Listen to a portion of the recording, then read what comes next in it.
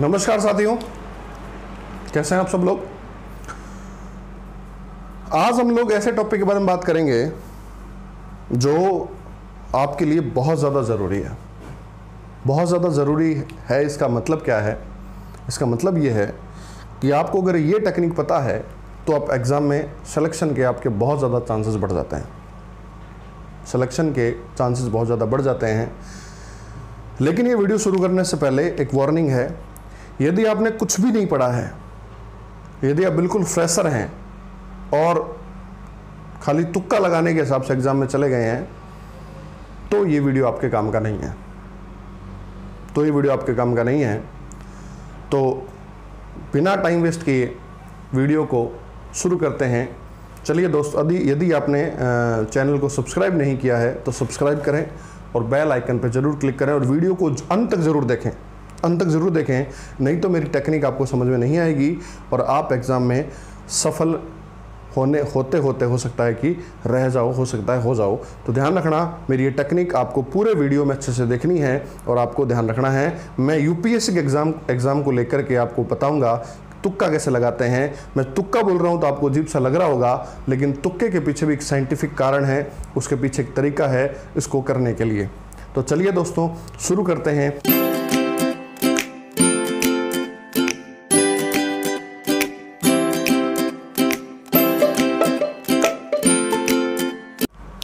तो साथियों देखना, आपको पता होगा कि यूपीएससी का जो एग्ज़ाम है, आप किसी भी एग्ज़ाम की तैयारी कर रहे हो, उस एग्ज़ाम का नाम यहाँ लिख सकते हो और उसके अंदर आपको पता है कि 100 क्वेश्चन आते हैं। कितने क्वेश्चन आते हैं बताओ?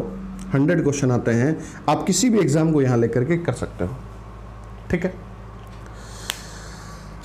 अब क्या होता है देखना, इस 100 क्वेश्चनों में 99% लोगों को छोड़ दिया जाए तो कोई भी व्यक्ति 30 से 35 क्वेश्चन के ऊपर नहीं कर सकता है। 30 से 35 क्वेश्चन के ऊपर नहीं कर सकता है इन 100 क्वेश्चनों में से, ठीक है।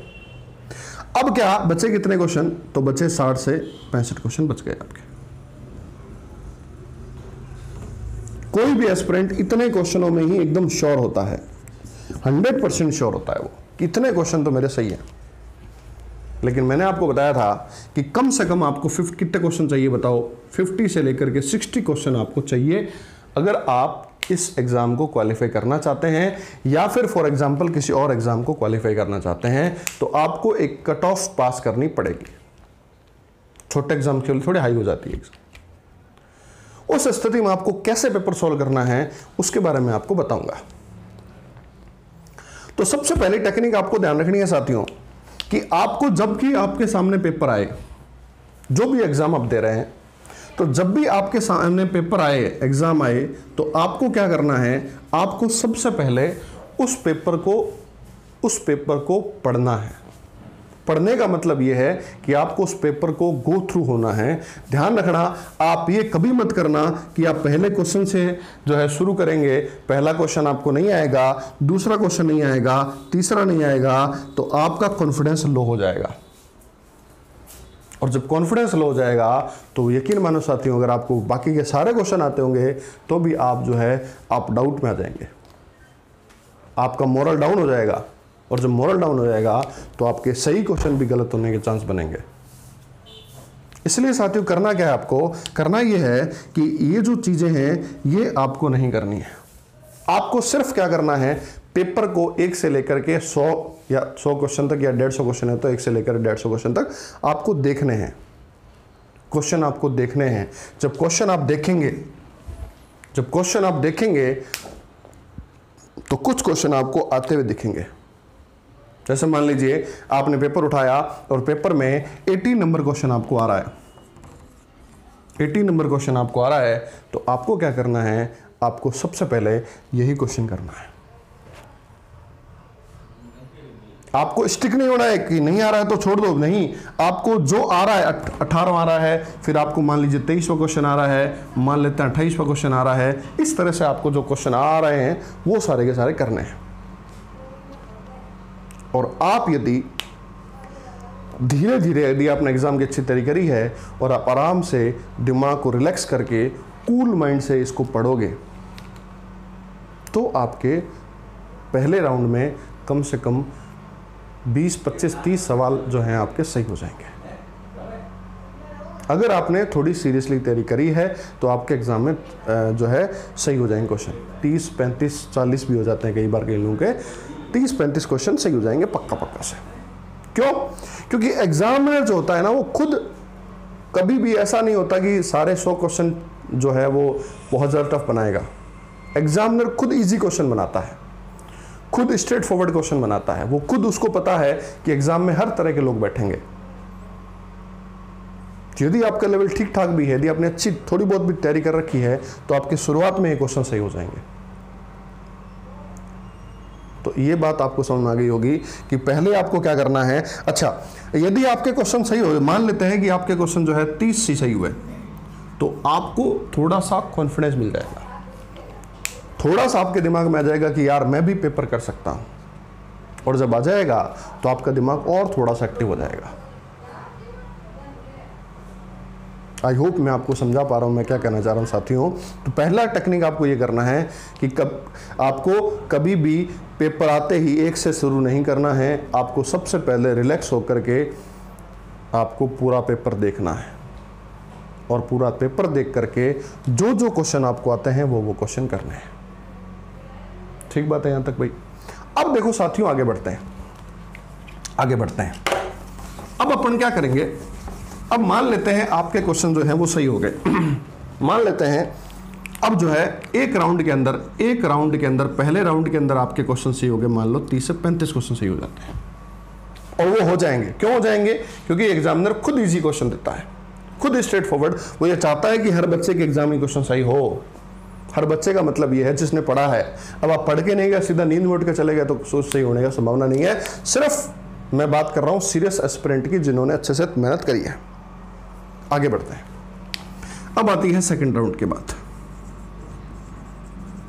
इसमें क्या करना है? सेकंड राउंड के अंदर क्या करना है साथियों? सेकंड राउंड के अंदर वो क्वेश्चन छांटने हैं। कई बार ऐसा होगा कि जैसा मान लो 4 ऑप्शन है, 1, 2, 3 और 4। अब क्या हुआ, पहला, दूसरा, तीसरा और चौथा, ये 4 है।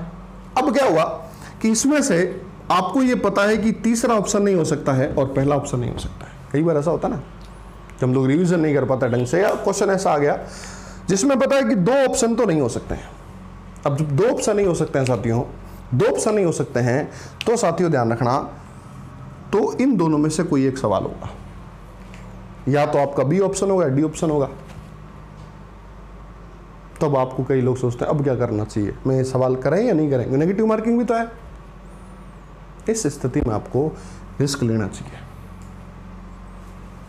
100% आपको रिस्क लेना चाहिए। और आप जो है मान लीजिए आपने बी लगा दिया, ऐसा क्यों है, ऐसा क्यों रिस्क क्यों लेना चाहिए, उसका भी साइंटिफिक कारण है। वो क्यों है मैं बताता हूं आपको। जैसा मान लीजिए 10 क्वेश्चन ऐसे हैं, तो क्या बता रहा था मैं आपको साथियों, मैं ये बता रहा था कि जैसे मान लो 10 क्वेश्चन ऐसे हैं जिनमें आपको 2 ऑप्शन आते हैं। उनमें क्या करना है, मान लेते हैं कि 1 नंबर का एक क्वेश्चन है और आपने 10 के 10 कर दिए। उसमें से क्या होगा, 5 क्वेश्चन क्या हो जाएंगे बताओ, चांस सही है, आधे क्वेश्चन सही होंगे, 2 और 5 क्वेश्चन क्या हो जाएंगे, गलत हो जाएंगे। जब 5 सही हो जाएंगे तो आपको कितने मिलेंगे बताओ, 5 नंबर। और नेगेटिव मार्किंग है तो 1.25 नंबर इसका कट जाएगा आपका। ये 1/4 नेगेटिव मार्किंग है तो 1.25 नंबर कट जाएगा। तो 1/4 मार के चल रहा हूं मैं, तो इसका 1.25 नंबर कट जाएगा आपका। तो आपको जब 1.25 नंबर कट जाएगा, 1.25 नंबर कट जाएगा, तो आपका जो 3.75 जो है वो आपको जो है नंबर एक्स्ट्रा आ जाएंगे। कहने का मतलब ये है कि जिन क्वेश्चंस पे आपको लगता है कि 2 में सही है, उनमें आपको 100% रिस्क लेना चाहिए और आपको सवाल करने हैं। ठीक है, ये भी आपने कर दिए।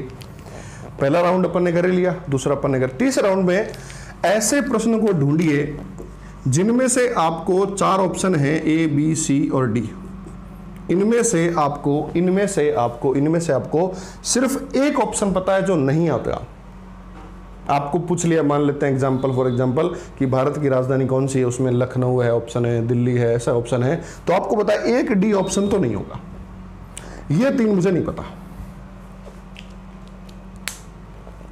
ये नहीं होगा, ये 3 मुझे पता नहीं है। उस स्थिति में क्या करना चाहती हूं, उस स्थिति में भी आपको रिस्क लेकर के एक में सही करना है।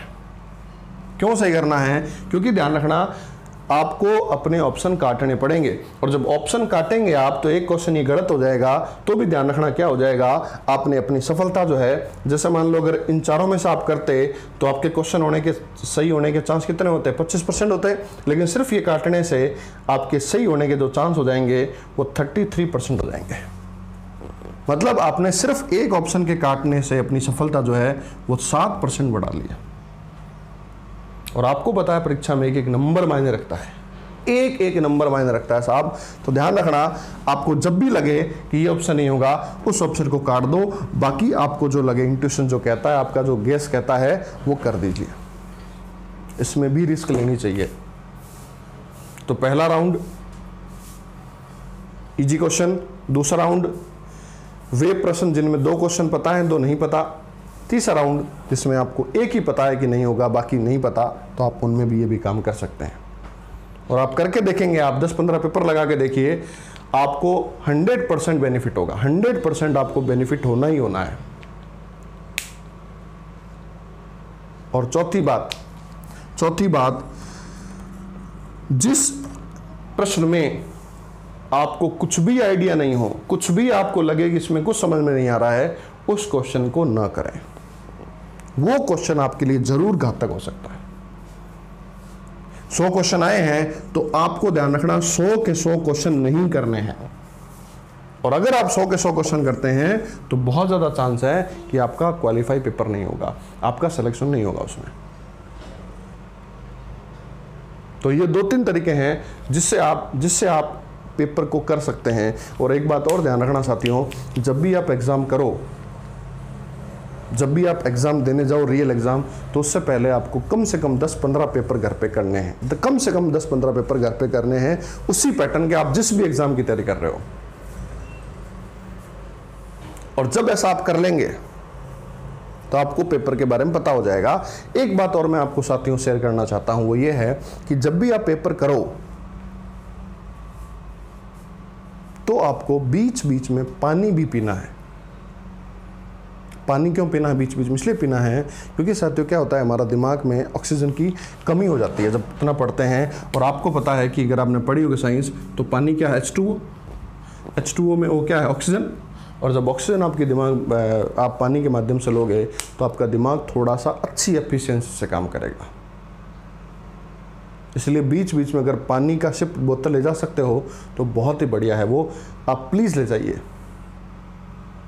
3 घंटे ऐसे नहीं बैठ सकता आदमी। और अगर आप पानी नहीं पीते हो, आपके दिमाग में अगर क्वांटिटी पानी की कमी हो जाएगी तो बहुत दिक्कत हो सकती है। इसलिए पानी बीच में लेते रहें।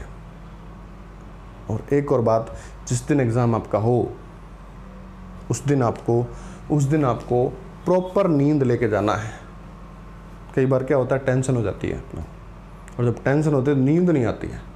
ऐसा न करें, आराम से रिलैक्स होकर सोएं। रिलैक्स सोएंगे तो आपको कम से कम 3 से 4 क्वेश्चन एक्स्ट्रा उस नींद की वजह से आपको मिलेंगे।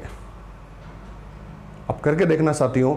आई होप आपको अगर एक भी टेक्निक आपको समझ में आई हो तो मुझे ज़रूर बताएं, और नीचे कमेंट सेक्शन में लिखें कि आप इनमें से किस टेक्निक का उपयोग करेंगे। और ये वीडियो कैसा लगा ज़रूर बताएं। क्लिक करें हिट बटन पर। थैंक यू सो मच, धन्यवाद।